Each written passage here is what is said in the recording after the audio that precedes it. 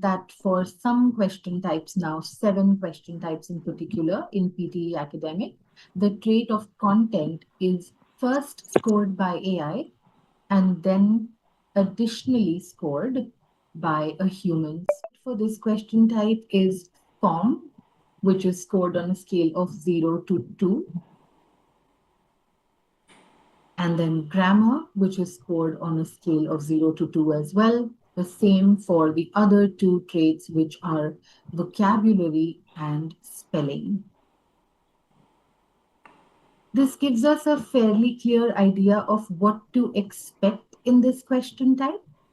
That if a test taker has not been able to do the answer or do the summary to the complete extent, that means they might not get the maximum points available for this, but they might still get partial points for it. So partial credit, I will be talking a little bit more about this as we go on. This is a sample of what this question type appears to be on the day of the test. There are instructions on top.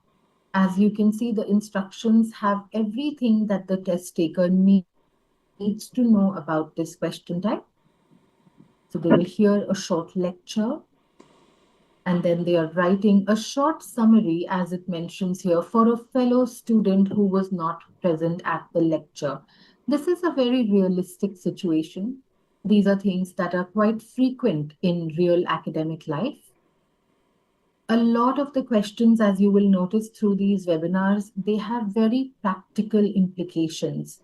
They are skills that the test taker can develop for future academic and professional use as well. There are timings that are mentioned here, so 10 minutes to finish this task. The response will be judged on the quality of writing and how well the response presents the key points presented in the lecture. There is also further an audio that will play once the timer runs down, and then a box to write their answer in. That's what the question type appears as on the screen. Let's talk a little bit about the scoring for this question. Summarise spoken text is scored across these marking traits, as I mentioned. The first trait is content, which speaks about the relevance of the answer. Is the written answer or is the written summary relevant to the prompt? Is it connected to the audio that was played? And is it complete, which means does it completely summarize the text that was heard? So 2 things are important for content: the relevance and completeness of the response. Further, the question type is scored on form. This refers to the word limit. This question type has a fairly strict word limit, so it's important to adhere to that. Next, it assesses the test taker on their grammar using varied grammatical structures, and using them correctly is important. Because of the word limit, it is essential to know how to fit all the key points within the given word limit. Next is vocabulary, which again refers to the correct choice of words. And finally, spelling. Since this question type assesses writing, spelling is important. These are the traits across which this question type is scored.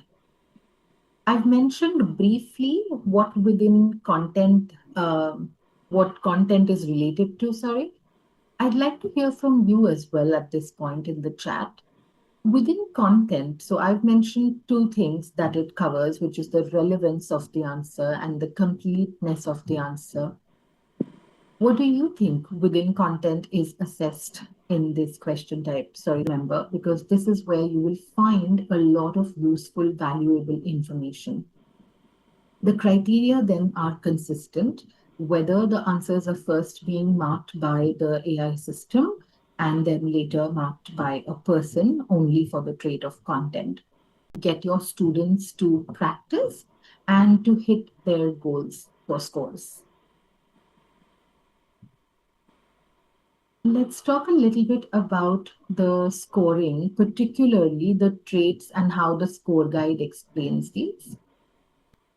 I'd like to firstly talk about the trait of content for this question type. And I'm sharing the rating scale for content here. You will also find this in the score guide, so please feel free to look through the score guide later and you can get a lot more information out of this. As you can see, the score scale goes from a 0 to a 4. At a 0, it means that the answer is incomplete or not relevant to the source material. So it's really important to demonstrate comprehensive understanding of the text. The most important thing at a 4 to remember is that the source text is fully comprehended. It is the test taker's job to completely understand the text, capture all the main ideas, not to miss any key points, and not to include any irrelevant or unnecessary details. At a 4, the other important skill that you will notice here is the skill of paraphrasing, which a lot of you mentioned in the chat earlier as well. Now, paraphrasing refers to the use of one's own words to express ideas rather than simply copying excerpts from the audio or from the given text.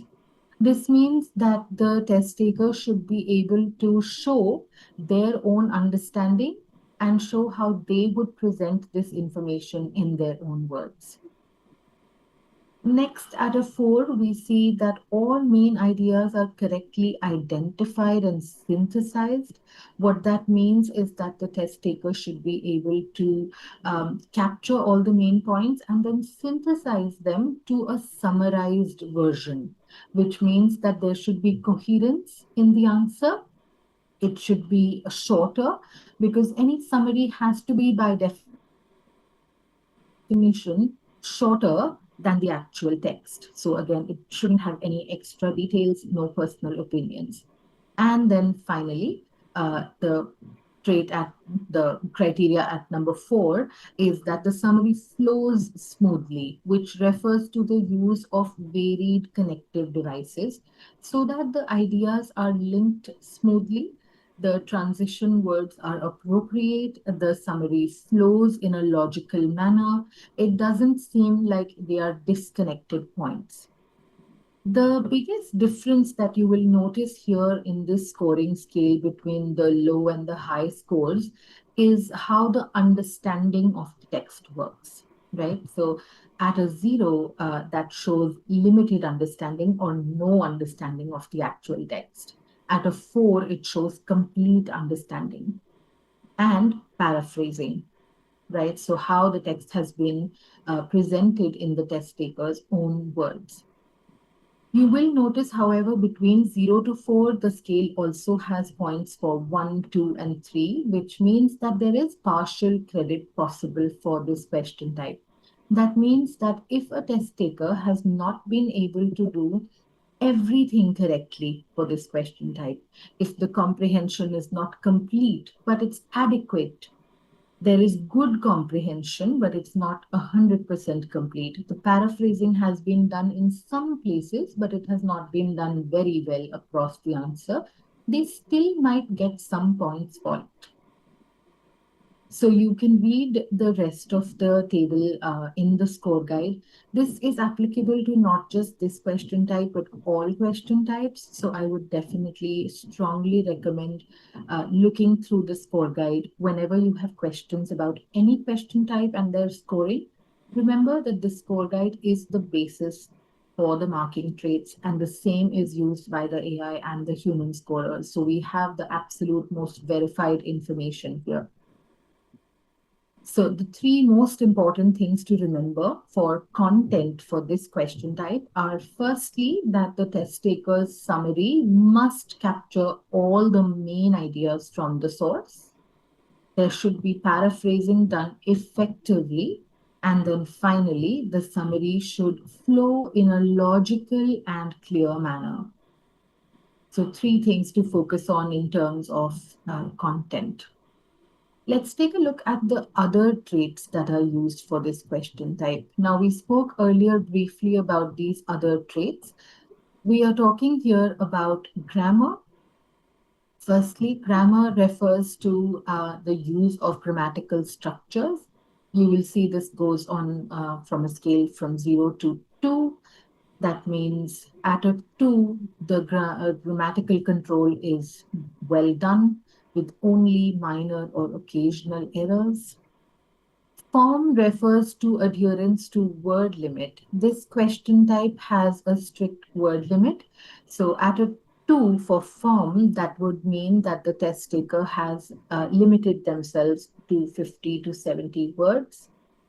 If their answer is between 40 to 49 words, which means less than 50, or 71 to 100 or more than 70, then they will be marked at a 1 for this. However, if their answer is less than 40 words or more than 100 words, then that would be marked a 0. And also, if the summary is not written in the correct case, if it's written in uppercase letters or capital letters, there's no punctuation, and it only consists of bullet points instead of actual proper complex sentences, that would also be marked a 0. So it is important to remember to write between 50 to 70 words. Further, it assesses one on the basis of vocabulary and spelling. Vocabulary refers to the right choice of words so that the ideas are presented accurately without any change in meaning. And spelling, of course, because it's a technical aspect of writing. Show the last slide again. Yes, give me a moment. Here's the previous slide. As I've mentioned previously, this is the same score scale that is given in the score guide. So you will find this as it is in the score guide as well.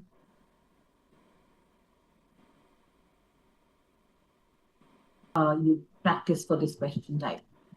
The first thing to do is to listen carefully, to develop the listening skills, to listen for the main ideas and identify what are the key points and what are the supporting points or the minor details. Once a candidate has learned how to identify and differentiate between the main ideas and the supporting ideas, that is quite useful as a skill. This is also useful in later academic life. Secondly, the use of abbreviations, symbols, and arrows so that they can take notes more effectively. Since this question assesses listening, note taking is a big part of listening. Note taking is quite important, not just for the purpose of the test, as I mentioned, but also a very relevant academic and professional skill. So it's a good idea to start developing this right now. Note taking can be done in many different ways, many different formats. Candidates can also work out their own system of what works best for them. But some things with note taking that do need to be remembered are that the use of abbreviations, symbols, arrows while taking notes is very beneficial because it saves time. The third most important thing to keep in mind here is the focus on overall meaning, which is to understand fully what the text was about, what the audio was about, so that you can present it in your own words. And then finally, paraphrase, as we have discussed, it's not a good idea to simply copy the phrases from the actual audio. It is a good idea and it will get better points if the test taker is able to change the vocabulary or change the words to their synonyms or present the ideas in their own words. And finally, review the answer before moving on by checking the grammar, the spelling, and the punctuation. These are all important things since this question type assesses writing. So spelling and punctuation are important parts of written texts. Let's continue, and we'll talk a little bit in this section about building strong summaries. Since this question type is about writing a summary, what's the best way to build a good summary? Now, summaries are a very realistic practical skill to develop because they will be required all the time, frequently in actual academic life and later in professional life as well. I'm going to show you what a summary can consist of as a framework and the stages for writing this summary in this answer. I've got some points for you here. There's a 4-stage framework that works quite effectively for this type of question. There are things that the candidate or the test taker must do while listening. There are things they must do while writing. And there are things they must do after writing. And finally, before they submit their answer and move on to the next. I've got one thing per section here for you. Could you take a guess as what other things could be included here? For example, while listening, taking active notes is a good idea, but what else could they be doing? Practice, so it's a good idea to develop these skills in the classroom. Focus then on the main and the supporting ideas. This is extremely important as a listening sub-skill to develop, which means that a test taker, a student must be able to listen to a text and identify which part of it is the main idea and which part of it is the supporting or the minor details. So capture the information as they listen. They will have a notepad to make notes with. It is important to ignore minor details and concentrate only on the key concepts because the word limit is quite strict. Don't write everything as it is, right? So take down points, don't copy phrases verbatim from the text. You can write synonyms, you can write things that show your own understanding. It's not a transcription exercise, so they don't have to copy the audio text. They simply have to present it in their own words. For note taking, of course, as I've mentioned, the use of abbreviations, symbols, and arrows is very, very useful. And they must, at this point, pay attention to anything that is later going to be used in the flow or the sequence of the answer. So how to link the points to each other. Further, while writing, starting with an overview sentence is a good idea because it helps you capture the main idea right in the beginning. Before you add any supporting details, starting with the main concept is always better.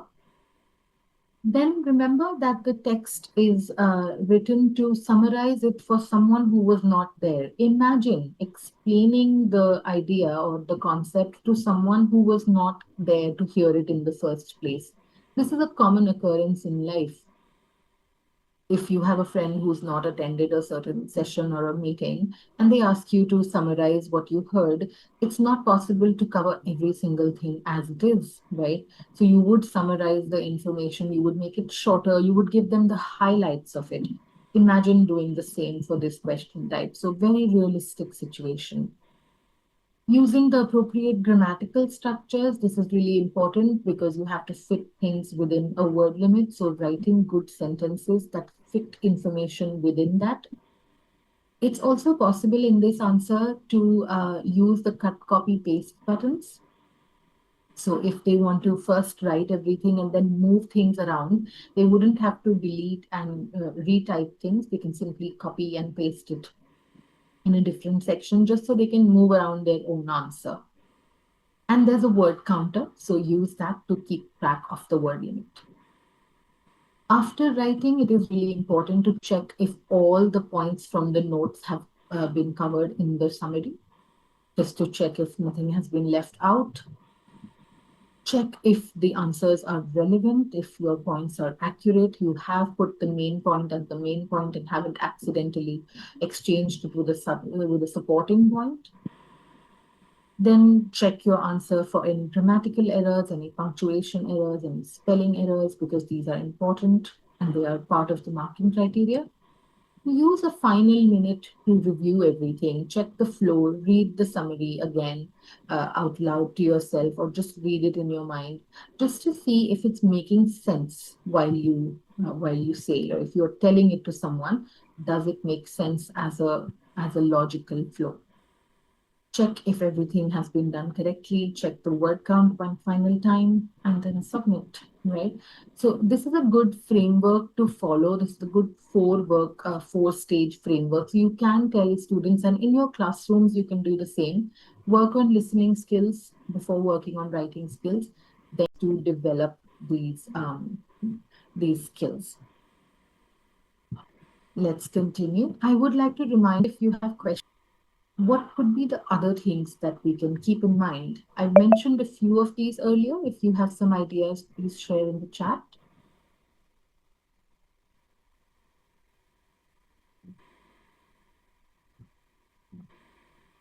The audio clip. What comes next is, as you've all mentioned, using the wide varieties of abbreviations, symbols. These are things that are really important to remember. Also, using arrows to show the relationship between different points. Are these points connected to each other? Are these points opposing each other? Is this a result of this point? Arrows can be helpful not just for picking up words and saying things like increase or decrease. They are also quite useful to show the connection between different points, right? So first, the students would need to focus on the main points rather than getting caught up in every single detail that they hear. Second, then please encourage them to use a wide variety of these symbols, help them capture information more efficiently. Third, like I said, using arrows to make connections between the content that they are noting down. And finally, using different writing sizes can also be quite helpful. So the main points can be written in uppercase or bigger letters, and the supporting details can be written in smaller letters. This can be helpful while taking notes because later when they look at their notes, they will be able to remember which one was the main point and which one was a supporting point. Notes are not part of the actual answer. They do not have to submit their notes. They are done for their own personal understanding. So encourage them to use things that make sense to them. Encourage them to write notes or take notes in the best possible manner that helps them remember things later. Right. So using these symbols can be quite helpful, and also talk about in your classrooms, talk about how to identify the main points versus the supporting points. This can be done through practice, using a variety of listening texts. There are lots of authentic listening texts on the internet for language students nowadays. Use podcasts or use other types of listening materials in your classrooms, and you can design activities or worksheets around those to help your students identify what's the topic of the conversation, what is the main idea that the speaker is discussing, and what are the things that the speaker is doing to support this main idea. So they should be able to identify what's the actual thing being discussed, and then what are the things or what are the points that are being used to support this main idea. And then further, what are the examples that are being used to elaborate or illustrate that idea. So developing listening sub skills in the classroom before they go in for practice or before they go in to take the test, that's quite important. Right, let's take a look at some questions at this point. Points and keywords. As I've mentioned, it is important to help them develop these skills in the classroom. We cannot be expecting students to go to the test and then immediately identify these things. These things have to happen in the classroom with a variety of listening materials. So, like I said, use podcasts, use TED Talks in your classrooms, and design worksheets around them. Uh, Design activities around them that can help them to listen to a text, and as they are listening, take notes and identify main points. I'll be talking a little bit more about activities that you can do in the classroom. Someone asked in the Q&A box, what are the common mistakes to avoid? We are going to talk about that in this section, everyone. So let's take a moment to think about what are some common mistakes that students might do or face during this section. What time it took to conduct this research? It is really important to remember that all of these are supporting details. What is the actual research? What was the actual survey about? That is the main idea. right? The rest of it, how many people participated, how much time it took, these are supporting details. So it is important to practice this in the classroom by giving them a variety of audio materials and then asking them to listen and develop this skill over time. The next common mistake to avoid is with regards to word limit. As we've mentioned, it can be confusing to write less than 50 or more than 70 words. The word limit is very clearly 50 to 70 words. So a minimum of 50, maximum of 70. This is where a better understanding of grammar might also help them so that they can expand their sentences or contract their sentences where possible so that they can fit things within the word limit. Another common mistake to consider is just using bullet points and not putting things in sentences or writing everything in capital letters or uppercase letters or any other unusual formatting. Writing in a format that doesn't look like a paragraph, that doesn't look like actual sentences in regular use. So incorrect formatting will be considered a mistake. Further, using an informal tone while writing. Because this is an academic test and these are academic skills to develop, it is important to maintain a fairly formal academic tone. Avoid using short forms in writing. In note taking, that's okay. But avoid using overly casual phrases or slang phrases like instead of saying going to, saying gonna, or instead of saying as soon as possible, say ASAP. These are fairly casual and very non-academic in their use, so that wouldn't be considered good academic content. Another thing to remember is to spend an appropriate amount of time on writing, but not too much time on writing. If the test taker spends all of their time on writing, then they will not be left with any time to review or revise their answer. They won't have any time to check things. And a lot of times in written answers, at the stage of editing or at the stage of revising, test takers are often able to identify minor errors, minor typing errors, forgetting to put a full stop somewhere, forgetting to, check the spelling for something, even if they know it. If they don't leave enough time for themselves to revise or review their answer, that would be the difference between getting some points and losing some points. So remember to reiterate that writing is important, but editing or revising is also extremely important. And finally, missing the important information or including any inaccurate information. So, like we discussed earlier, writing things that are irrelevant, that were not actually part of the text, part of the audio prompt, or adding things on their own would be considered an error. So, these are some of the common mistakes to avoid. Let's continue, and we're going to look at a sample response at this stage to see what is the best way to approach this question type. I'm going to show you a sample response on the next screen. I'd like you to read the transcript for the audio prompt and then look at the response. And then in the chat, share your ideas. What would you say about this response? Would you say this is a good or a bad response? Here's the transcript in the dark blue box, and here is the summary. I'm going to give you a few minutes to read this and share your ideas as to whether this is a good or a bad response.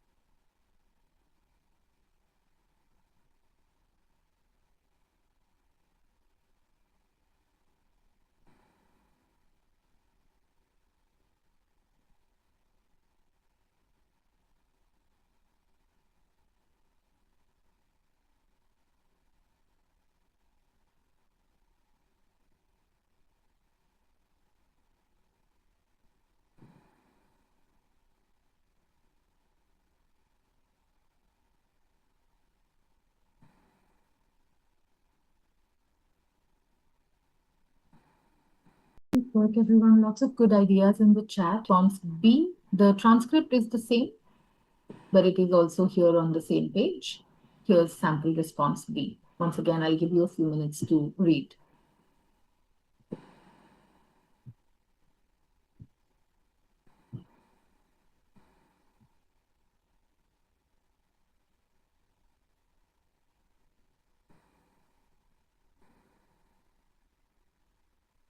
And we will see what that is, what the explanation for that is.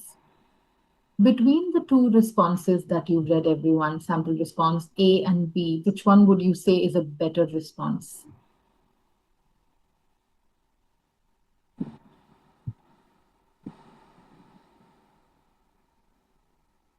Okay, quite a few responses. Let's check.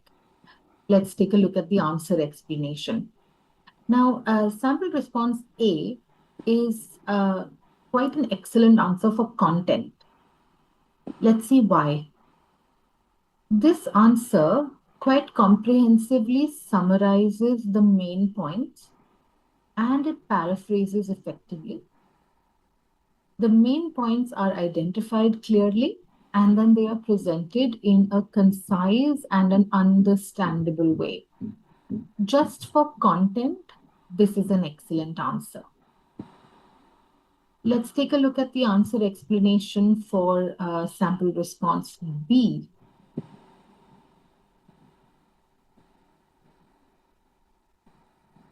Sample response B was summarized well in parts, but as some of you pointed out, it leaves out some key points that were not included.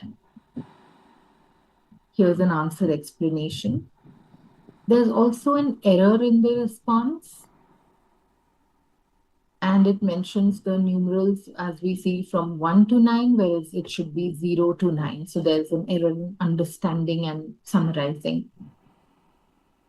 So this is a good response in some ways because it partially identifies the main points and covers them, but it doesn't include every single thing and makes an error with 1 point. So while this answer will not be marked as 0, it will also probably not get the maximum possible points, right? So partial credit. We must remember that content at different levels in the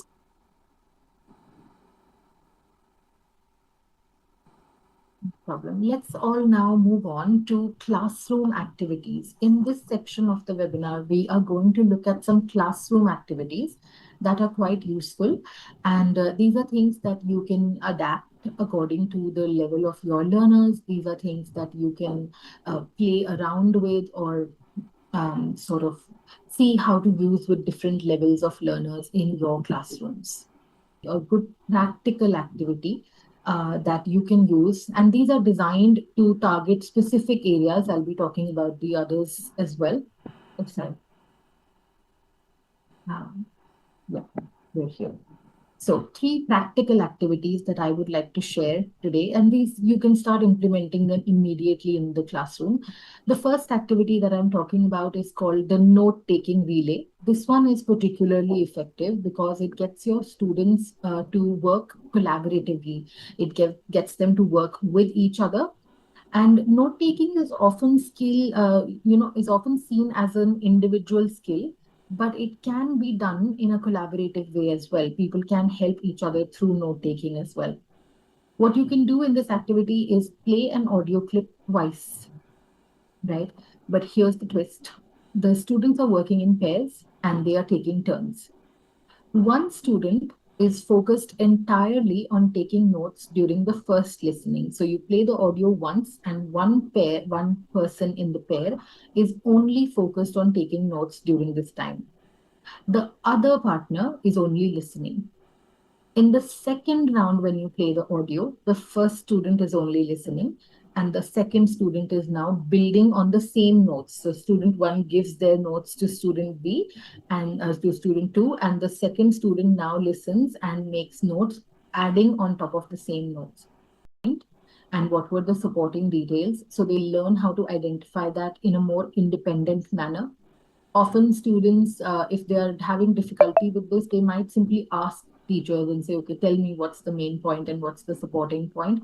This kind of an activity gives them a chance to discuss it with each other on the organization of the summary when you want to focus on the coherence aspect. Instead of starting just from scratch, you can give students notes from a listening passage. You can give them notes in a jumbled format based on a listening clip. You can set a timer and ask them as a challenge or like a game to put the notes in the correct format. So, to put the notes in the correct order. This is kind of like a puzzle activity, which gets students again to work with each other and to make sense of the notes and say, okay, so this seems like it would be the main point. This seems like this point is supporting the main point. So this gives them a chance to put things more coherently, connect ideas better. Again, it gets them a chance, it gives them a chance to work more independently. They can check each other's work. So again, it helps them be more collaborative.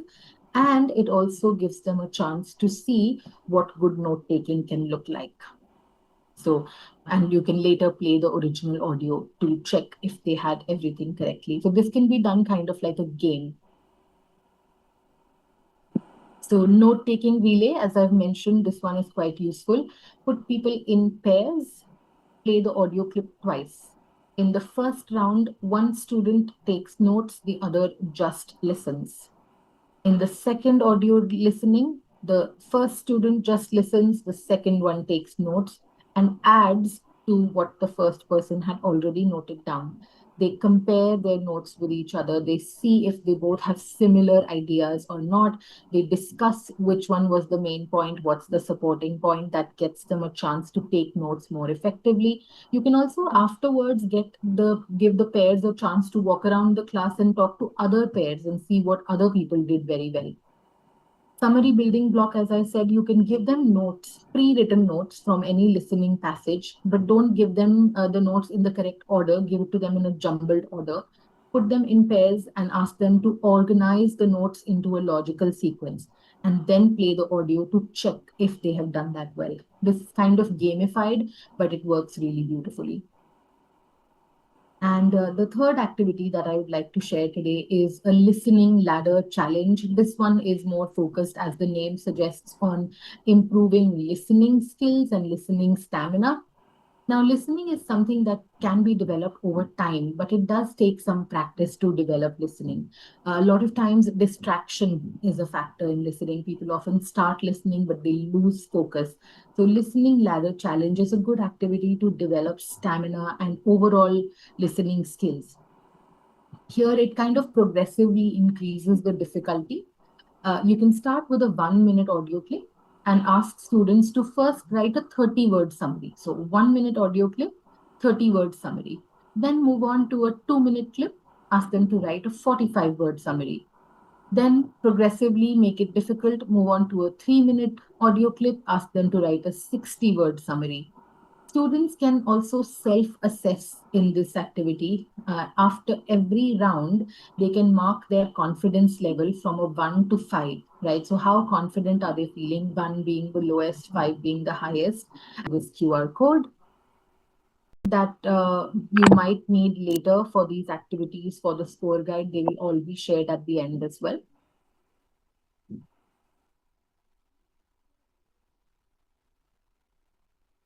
Please look through the official Pearson PTE website. I will share a link to that in the chat for you all.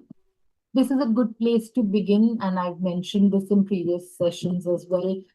Please do become familiar with the website. This is where you will find information about the test tips, particularly about the 2 new question types in Pearson in PTE Academic.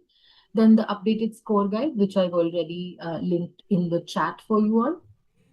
Then the guided practice test, which is again a very useful resource.